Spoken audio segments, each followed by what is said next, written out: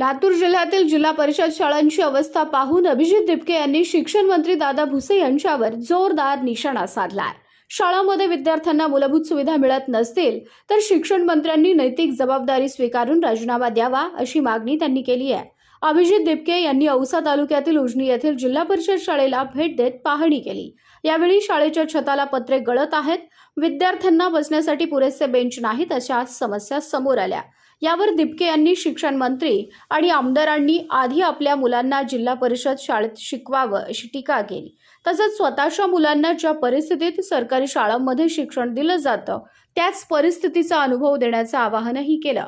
दरम्यान शाळेच्या संरक्षक भिंती आणि शौचालयासाठी निधी मंजूर असूनही 5 वर्षांपासून काम रखडल्याचा आरोप ग्रामस्थांनी केला आहे। या प्रकरणी दिपके यांनी संबंधित ग्रामसेवकांशी फोनवरून चर्चा करत जाब विचारला।